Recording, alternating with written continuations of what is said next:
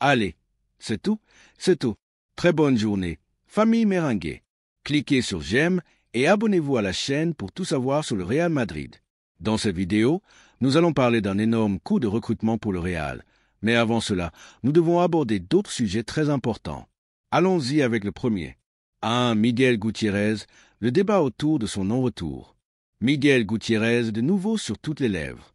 Son nom a ressurgi avec force ces dernières semaines dans les couloirs du Santiago Bernabéu, devenant l'un des sujets les plus discutés par les supporters du Real Madrid, les analystes sportifs et la presse nationale.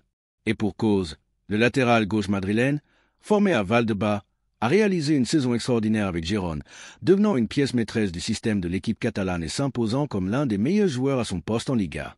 Ses performances n'ont échappé à personne. C'est pourquoi la décision du Real Madrid de ne pas activer l'option de rachat qu'il détenait encore sur lui a suscité surprise, débat, voire déception parmi de nombreux secteurs du madridismo. L'histoire de Miguel Gutiérrez n'est pas seulement celle d'un talent, mais aussi d'une identité, d'un sentiment d'appartenance. Ce jeune joueur, formé dans les catégories inférieures du plus grand club du monde, a rêvé de triompher en équipe première. Il a fait ses premiers pas sous le regard attentif d'entraîneurs comme Raúl González ou Zinedine Zidane et a relevé le défi de grandir loin de chez lui. Peut-être dans l'espoir de revenir un jour plus complet, plus mature, plus prêt. Ce jour semblait proche, surtout après la grande saison qu'il a réalisée à Gérone. Pourtant, le club a pris une autre direction, une décision que beaucoup peinent à comprendre pleinement. D'un point de vue madridista, il est difficile de concevoir que le club n'ait pas misé sur le retour d'un joueur qui non seulement est en pleine progression, mais qui connaît également la maison, le blason, et n'a besoin d'aucune période d'adaptation. Miguel a été l'un des grands noms du championnat espagnol. Sa projection sur l'aile, sa solidité défensive, son intelligence tactique et sa capacité à contribuer au jeu associatif en font un footballeur déséquilibrant, moderne et fiable, un latéral comme on en voit peu. Et surtout, un latéral avec l'ADN blanc. Pour beaucoup de supporters, le retour de Miguel Gutiérrez aurait été non seulement une solution sportive efficace, mais aussi un message clair. Le Real Madrid continue de croire en sa contrat. À Valdebebas, de grands talents ont été formés, et Miguel était sans doute l'un des plus prometteurs de sa génération. Son passage à Gérone n'a pas été une simple prêt ou une sortie au hasard. C'était un véritable processus de maturation footballistique. Il y a trouvé de la continuité, du temps de jeu, de la confiance, et il a progressé dans toutes les facettes de son jeu. Aujourd'hui, à seulement 22 ans, il semble prêt à relever n'importe quel défi. Les supporters madridistas le savent, c'est pourquoi, depuis l'annonce que le club n'exercerait pas sa clause de rachat, les réactions se sont multipliées sur les réseaux sociaux, les forums, les débats télévisés et les espaces d'analyse. Le nom de Miguel Gutiérrez est au cœur du débat. Le Real Madrid prend-il la bonne décision en le laissant partir ? Ne serait-il pas plus logique de capitaliser sur ses performances actuelles et de le faire revenir, plutôt que de se tourner vers un recrutement coûteux qui pourrait ne pas s'adapter à la Liga ou au style de l'équipe? Car une chose est claire, Miguel correspond à ce Real Madrid. Dans une équipe qui a toujours recherché des latéraux avec du coffre, une capacité offensive et une bonne lecture tactique, le Madrilène a tout pour plaire. Son jeu est riche en nuances. Il sait quand se projeter en attaque, quand se positionner à l'intérieur, comment gérer ses efforts, comment fermer les espaces en défense et comment déborder avec intelligence sans tomber dans le désordre. C'est le genre de joueur qui n'a pas besoin d'en faire des tonnes pour faire la différence. Son football est efficace, naturel, fluide, et dans un contexte comme celui du Real Madrid où chaque action compte, c'est une valeur inestimable. De plus, il y a un autre facteur à ne pas négliger, le coût. Alors que le club envisage de dépenser des sommes colossales pour des latéraux comme Alphonso Davies ou Fran Garcia, avec les risques d'adaptation et de blessures que cela implique, Miguel Gutiérrez pouvait revenir à la maison pour une somme bien moindre. Une opération à faible coût pour un rendement déjà garanti. N'est-ce pas là la définition d'une bonne planification sportive? Un recrutement qui assure le présent tout en garantissant l'avenir. Le madridismo valorise également cet aspect, car ce club n'est pas seulement une machine à trophées. C'est une institution qui vit de son histoire, de sa contrat, des symboles qui incarnent sa grandeur. Miguel Gutiérrez aurait pu être l'un de ces symboles, un joueur qui représente le lien entre le passé, le présent et l'avenir. Un jeune qui a grandi en admirant Marcelo et Roberto Carlos, qui a appris le métier dans la contrat la plus exigeante du monde et qui a prouvé qu'il pouvait rivaliser au plus haut niveau. La question est donc inévitable. Sommes-nous en train de laisser filer un autre talent qui pourrait marquer une époque? Cela s'est déjà produit par le passé. Des joueurs comme Achraf Hakimi, Marcos Llorente ou même Dani Parejo sont affirmés dans d'autres clubs après avoir quitté la Casablanca, laissant un sentiment d'occasion manquée. Ce que les madridistas craignent, c'est de voir un Canterano briller ailleurs alors qu'il aurait pu le faire au Bernabéu. L'histoire de Miguel Gutiérrez fait mal, car c'était le moment idéal, le profil parfait. Le club a besoin de renforcer son flanc gauche et lui offrait une solution immédiate, économique et avec un potentiel d'avenir. Son football a évolué, son caractère s'est affirmé, sa mentalité est plus forte que jamais. Il représente le type de joueur que n'importe quel tifoseria aimerait voir triompher sous ses couleurs. Du point de vue madridista, il est difficile de justifier cette décision, d'autant plus sans explication claire. Le club avance, avec des plans ambitieux, mais beaucoup se demandent si laisser partir Miguel ne sera pas une de ces décisions que l'on regrettera collectivement dans quelques années. Tout était réuni, le prix, le contexte, le besoin, le désir du joueur et celui des supporters. Pourtant, la porte semble s'être fermée. Pendant ce temps, Miguel reste concentré sur son présent, avec humilité, professionnalisme et engagement. Il n'a pas cédé à la tentation de faire des déclarations tapageuses, n'a exprimé aucun mécontentement publiquement. Mais il est évident que, dans son cœur, l'espoir de revenir un jour au Bernabéu était encore vivant. Ce retour semble désormais repoussé indéfiniment. À chaque grande performance qu'il livrera, à chaque centre qui se transformera en but, à chaque intervention défensive qui sauvera son équipe, le débat ressurgira. E.T. Toy Madridista, que penses-tu? Estimes-tu que le club a raison de laisser partir Miguel Gutiérrez? N'aurait-il pas été préférable de récupérer un joueur de la maison, jeune, talentueux et en pleine forme, plutôt que de prendre des risques avec des recrues coûteuses?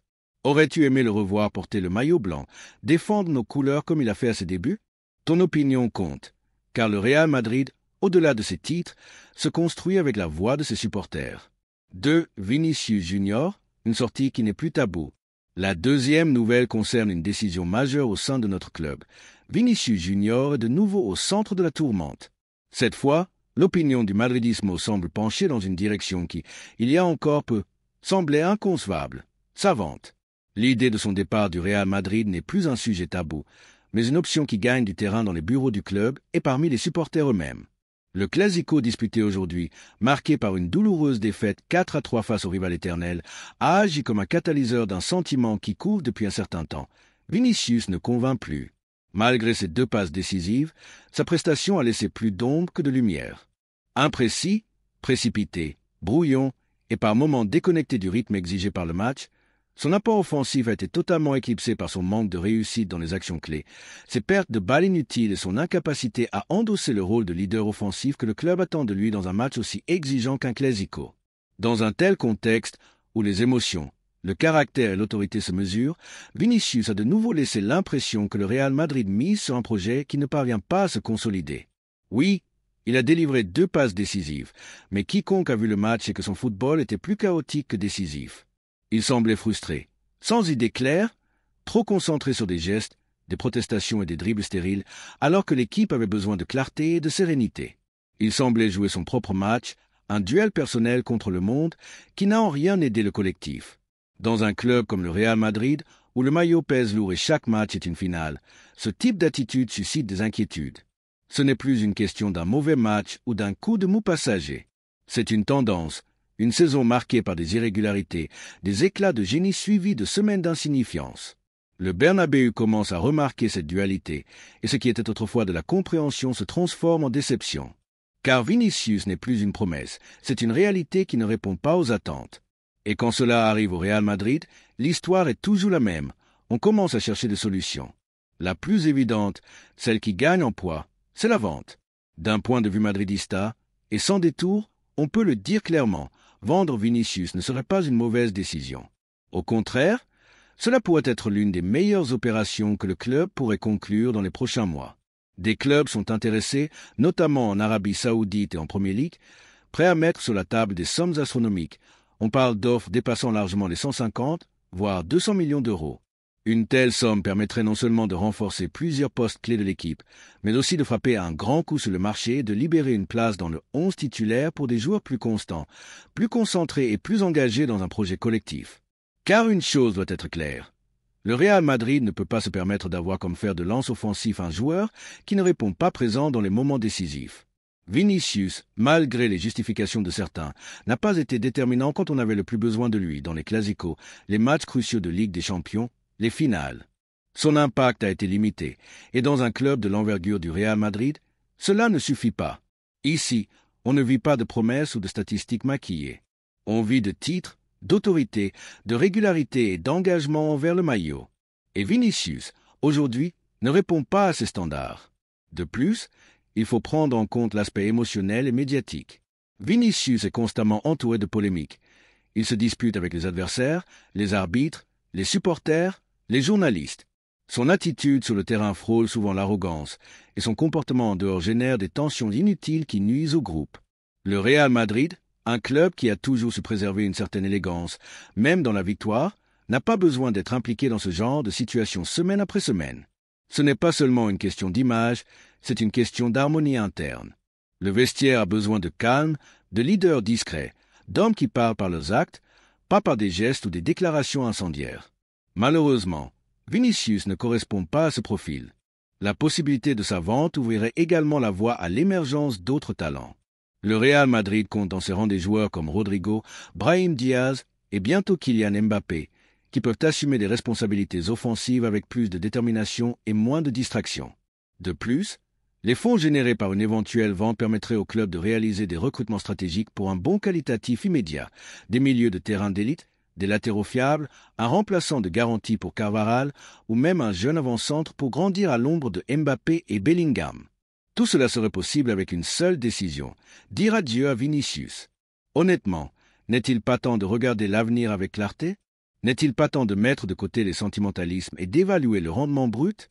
Car Vinicius, malgré ses qualités techniques exceptionnelles, n'a pas réussi à s'imposer comme le joueur phare tant attendu.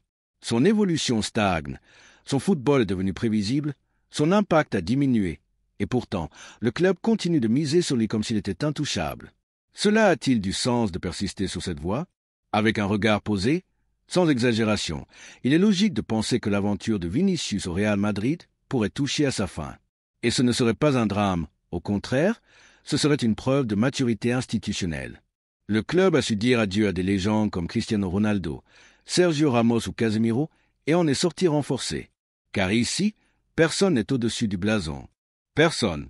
Si Vinicius ne veut pas ou ne peut pas répondre aux exigences, le mieux pour les deux parties est de prendre des chemins séparés. Le madridismo, qu'il a soutenu pendant des années, mérite une explication, de l'honnêteté et aussi le droit de rêver d'une équipe sans point faible dû à l'inconstance de ses stars. Ce club a fait l'histoire en prenant des décisions courageuses. Celle-ci pourrait en être une de plus. Il ne faut pas craindre le changement quand il garantit l'excellence. E.T. Toy Madridista. Que penses-tu? Crois-tu qu'il est temps de vendre Vinicius? Es-tu prêt à voir partir un joueur arrivé avec un tel potentiel, mais qui n'a pas pleinement répondu aux attentes? Ou penses-tu qu'il peut encore se racheter et devenir le leader offensif tant espéré? Le débat est ouvert, et la réalité, c'est que le temps presse. Le prochain mercato pourrait marquer un tournant dans l'histoire récente du club. Et peut-être, juste peut-être, l'avenir du Real Madrid passe par un adieu à un joueur qui, malgré tous ses efforts, n'a pas été à la hauteur du blason qu'il porte sur la poitrine. Est-ce récente difficulté, tant en termes de performance que d'adaptabilité, de certains joueurs n'ont pas échappé au club. Cela a conduit le Real Madrid, toujours exigeant et en quête du meilleur, à envisager de nouvelles alternatives. La direction a décidé que l'arrivée de Leao pourrait être le coup d'éclat nécessaire pour renforcer l'attaque. Le Portugais a été l'une des grandes révélations du football européen ces dernières années. Sa capacité à déborder les défenses, sa vitesse fulgurante et son immense talent pour créer des occasions de but en font l'un des joueurs les plus convoités du continent. Durant son passage en Serie A, Rafael Leao a prouvé qu'il avait une capacité unique à faire la différence, devenant l'une des principales stars du football italien. Cette saison, son niveau a encore progressé, le consacrant comme l'un des meilleurs à son poste et lui valant de nombreux éloges. C'est un joueur à fort potentiel, dont l'avenir semble marqué par une croissance constante, ce qui le rend d'autant plus attractif pour un club comme le Real Madrid, toujours à l'affût des plus grands talents mondiaux. Dans ce contexte, Florentino Pérez a donné son feu vert pour faire de l'attaquant portugais la priorité absolue du club pour la prochaine campagne. Avec un effectif de plus en plus compétitif et une attaque qui pourrait être remaniée en fonction des départs de certains joueurs, le recrutement de Leao apparaît comme une option stratégique et intelligente. Bien que le Real Madrid ait été prudent par le passé concernant les gros transferts, cette fois-ci, il semble y avoir une volonté claire d'investir dans l'avenir. Le président voit en Leao non seulement un renfort pour le présent, mais aussi une valeur sur un long terme, un pari sur le renouvellement générationnel dont le club a besoin. L'un des grands atouts du recrutement de Leao est sa polyvalence. Bien que son poste naturel soit celui d'ailier gauche, il peut également jouer en pointe, offrant une grande flexibilité tactique à l'entraîneur. Cette polyvalence est cruciale, car le Real Madrid a besoin de joueurs capables d'évoluer à différents postes dans le schéma de jeu, et Leao répond parfaitement à cette exigence. Dans un club comme le Real Madrid, où le niveau d'exigence est maximal, avoir des joueurs polyvalents, capables de s'adapter à diverses situations tactiques, est essentiel pour rester compétitif dans toutes les compétitions. Mais pourquoi le Real Madrid considère-t-il Leao comme l'option idéale? La réponse est simple, le Portugais incarne tout ce dont le club a besoin à ce moment précis. Malgré les grandes qualités de Rodrigo et Vinicius, leur irrégularité a poussé le club à envisager d'autres options. Bien que ces deux joueurs aient montré des éclairs de génie, le Real Madrid recherche une constance à long terme, un rendement moins sujet au haut et au bas de la saison. En ce sens, Leao a démontré une régularité impressionnante à l'AC Milan et une capacité à briller dans les moments clés, ce qui a été déterminant dans l'évaluation de son profil. Un autre aspect important est la volonté de Leao de rejoindre le Real Madrid. À plusieurs reprises, l'attaquant a exprimé publiquement son admiration pour le club et son désir de porter le maillot blanc un jour. Cette motivation à intégrer le projet merengue a été un facteur clé dans la décision de Florentino Pérez de mettre tout en œuvre pour concrétiser ce transfert. Il est rare qu'un joueur de ce calibre se montre aussi ouvert et engagé envers l'idée de rejoindre le club, ce qui fait de Leao une opportunité unique que le Real Madrid ne veut pas laisser passer. L'AC Milan a fixé un prix d'environ 80 millions d'euros pour l'attaquant portugais, une somme élevée mais pas insurmontable pour le Real Madrid. Le club dispose des ressources financières pour mener ce type d'opération, et le recrutement de Leao est considéré comme un investissement à long terme qui en vaut la peine. De plus, les éventuelles ventes de Rodrigo et Vinicius pourraient générer des revenus substantiels, rendant l'opération viable sans compromettre la stabilité financière du club. Ces ventes allégeraient non seulement le coût du transfert, mais libéreraient également de la place dans l'effectif, permettant au club de renforcer d'autres secteurs de l'équipe. Le prix de 80 millions d'euros demandé par Milan ne semble pas être un obstacle pour le Real Madrid, car la vente de joueurs clés pourrait générer des fonds importants. Tout d'abord, le départ de Rodrigo pourrait rapporter une somme conséquente, et la possible vente de Vinicius générerait également une manne financière significative. Dans ce scénario, le Real Madrid disposerait des ressources nécessaires pour recruter Leao sans fragiliser sa structure financière. La direction madridista ne voit pas ce montant comme un frein, mais comme un investissement garantissant un avenir radieux pour l'équipe. D'un point de vue footballistique, l'arrivée de Leao au Real Madrid serait un coup de maître. Sa polyvalence lui permettrait d'évoluer à différents postes en attaque, s'adaptant parfaitement au schéma tactique de Carlo Ancelotti. L'attaquant peut jouer comme ailier ou comme avant-centre, ce qui en fait un atout précieux pour n'importe quel entraîneur. De plus, sa vitesse et sa capacité à déborder les défenses en feraient une option idéale pour les contre-attaques rapides qui caractérisent le Real Madrid, tandis que son aptitude à marquer et à délivrer des passes décisives en ferait un élément clé de l'équipe. Laissez votre opinion dans les commentaires. Que pensez-vous de ces trois sujets? Êtes-vous d'accord avec la décision de ne pas récupérer Miguel Gutiérrez? Pensez-vous qu'il est temps de vendre Vinicius? Et que vous inspire l'idée de voir Rafael Leao au Real Madrid? Votre voix compte.